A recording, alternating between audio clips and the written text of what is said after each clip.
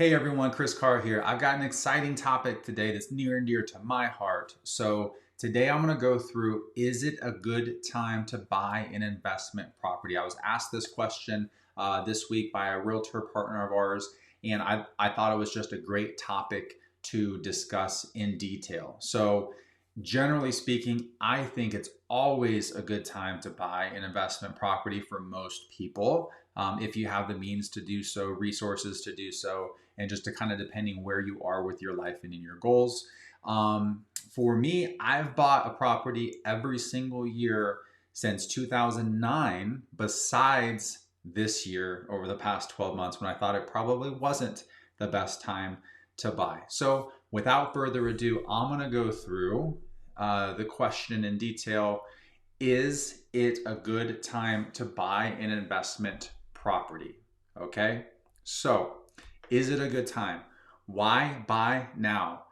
Most of you should know that real estate is the best, absolute best investment vehicle to build long-term wealth. It's the ultimate hedge against inflation, right? Because you're in 6 or 12-month leases. These days, sometime with short-term rentals, it can be days or weeks or months as well, but you're not locked into a multi-year commitment where you can't increase prices with inflation. There's more inventory now than there was over the past 12 months to 24 months, so there's more to choose from. And because of that, there's typically some price reductions and some seller concessions. If you're buying conventional, you can go with 2% seller concessions to help the seller contribute to the closing costs of getting that property. Rent almost always increases, okay? So rent also goes with inflation, and that's another reason why it's a hedge, why holding real estate is a hedge against inflation. Appreciation, I'll show you some charts here and why it's just, again, a really strong investment vehicle, not why you should buy. You should always buy because of principal reduction and cash flow, right? If you don't have a mortgage, does the property cash flow? And then lastly, the depreciation benefits. If you're buying towards the end of the year, you can really increase your tax write-offs by depreciation, doing a cost segregation or component depreciation on different types of shorter life expectancy items. Okay, so those are the main reasons why it makes sense to buy now. The wealth, right? Just outright the wealth disparity by the time you reach 65 years of age, comparing renters to home owners. Okay, so even the lowest income quartile, that's the lowest 25%, homeowners compared to renters over 100,000 in net worth of a homeowner versus roughly $1,000 in net worth of a renter. If you look at the highest quartile of income, and you can kind of look at each of these on your own, but the highest 25% of renters, their net worth is $330,000, while as an investor, or sorry, as a homeowner, not an investor, just owning one home, owning your own home, it's over $1 million, 3 or 4 times more than renting. Okay, that's a huge, huge gap in wealth. The wise man or woman will invest in real estate. As Andrew Carnegie puts it, 90% of all millionaires become so through owning real estate. More money has been made in real estate than in all industrial investments combined. This was some time ago, but still holds true today. The wise young man or wage earner of today invests his money in real estate. How many properties does it take? This is the percentage of millionaires that own real estate. 40% of wealth is stored, of millionaires is stored in real estate, more than any other asset class. But 45% of millionaires only own one property. So this doesn't have to be a multi-investment, multi-property type of thing. You can build generational wealth through owning your own home, one home. So the supplies of homes, it has grown since January 2022 for the year, and it continues to increase here towards the end of the year. Supply is going up. That means there's more to choose from. That means that prices are coming down. That means that the appreciation is slowing. Price drops are increasing as properties sit longer on the market, there's more opportunity to negotiate better prices, and there's more opportunity to buy in this market than there was 6 to 12 months ago. Okay, the median rent since 1988 is going straight up. Okay, it's going up and up and up and up. Rent almost always increases. If I took this chart back further, it would still have that steep increase. Okay. And lastly, this is an information crisis, not a housing crisis. In 2015, we're in a housing bubble larger than 2006. In 2016, we're now in a housing bubble. In 17, homeownership doesn't build wealth. In 18, it's better to rent than to buy. If you were to listen to these headline news and not own a home for the past 6 or 7 houses, again, this is just one home. Most real estate investors we work with own multiple homes. Just the average home, you would have missed out on $222,000 of appreciation by listening to news headlines. And I'll say, I sold off most of my single family portfolio between 17, 18, and 19, right? I gave in to the news. I did personally, and I lost wealth because of that. So I continued to buy. I bought through the last several years besides the past 12 months, and have recouped some of that appreciation. But long term, if you're going to buy real estate for the long term, which is the only reason why you should buy investment properties, in my opinion, is going to create wealth over time. Okay, so you can weather a storm, you can ride out a dip. Wealth will increase, appreciation will go up in the long run over time. Okay, here's the power of principal reduction. That means the renter is paying down your mortgage. All right, so you might see in the headline news, equity is decreasing or down 10% or whatever. Look at the chart here. 2022, there's still over $10 trillion in tappable equity in the United States. $10 trillion. Okay? So huge amount of wealth there. And this is the power of principal reduction, where your tenant is paying down your mortgage for you.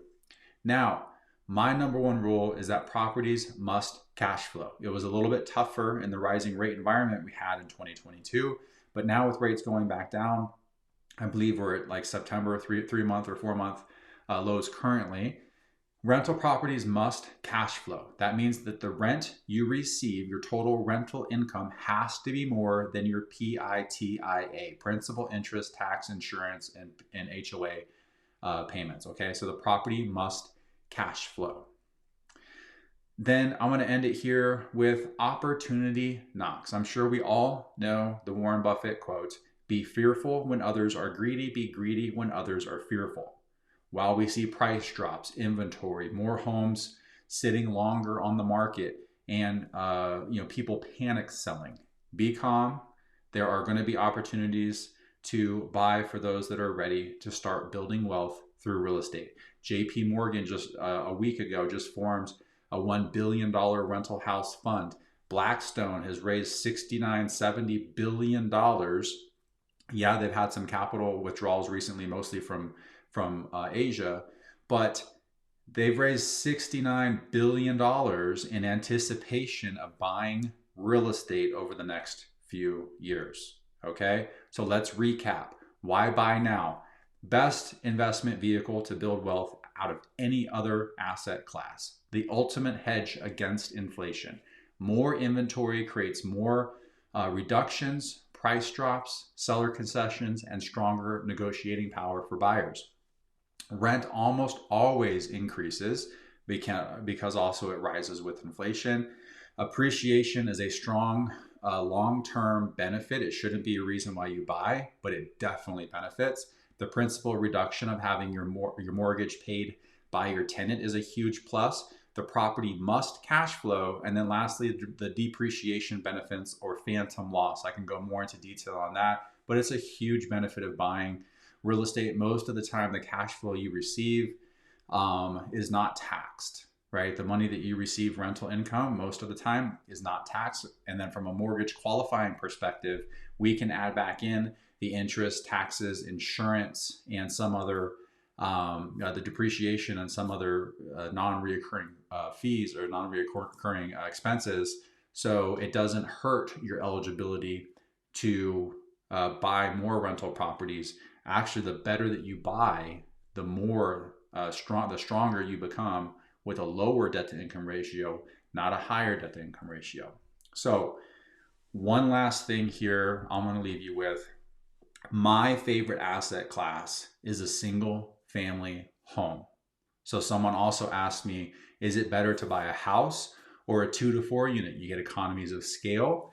If there's a vacant unit, you can probably still cash flow or make your mortgage payment. You don't go from a 0% to 100%.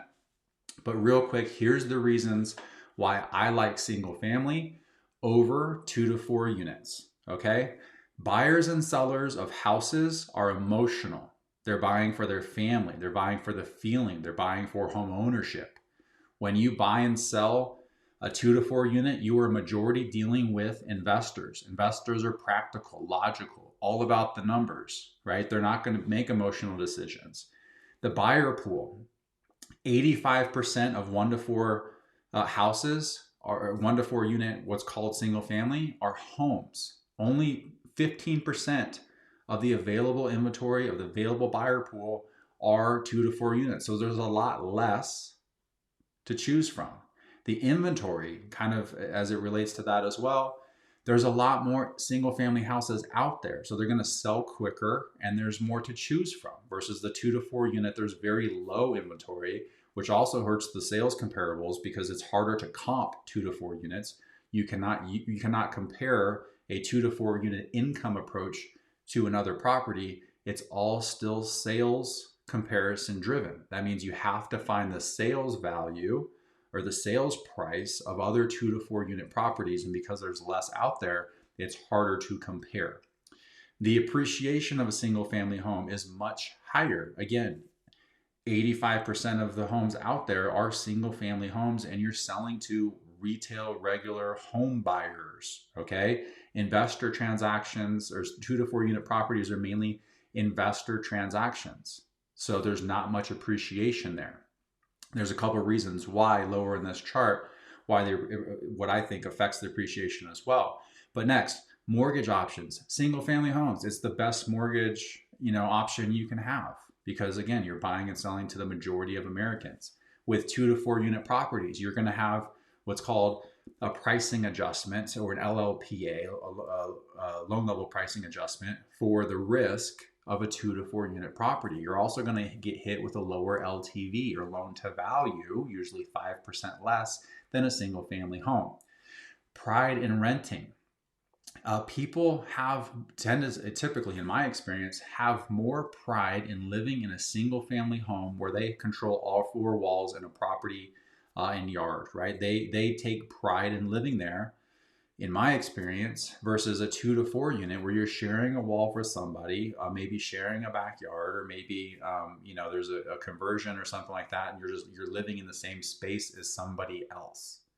Okay, typically, again, in my experience, there's less pride in renting a 2 to 4 unit, and there's more turnover. So in houses, I've had people stay. My longest tenant stayed there for 10 years. Sorry, for 9 years. One tenant. 2 to 4 unit properties, typically it's a little bit more transient tenants, just typically in my experience. So they usually stay for a couple of months or 6 months or 12 months. More often they break the leases and more often they do damages to the properties. Okay. So the one benefit of 2 to 4 units that I would say is they do cash flow more.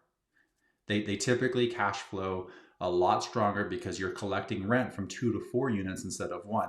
However, the capital outlay that it takes to buy a 2 to 4 unit is usually a lot higher than a house. You can't get as much leverage.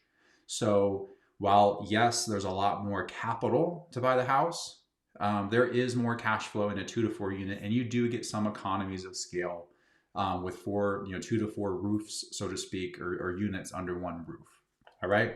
So this was my wealth building topic here. Is it a good time to buy an investment property? So if you found this video informative or useful, please share it with 3 people that you know. And also don't forget to like and subscribe. Catch you next time.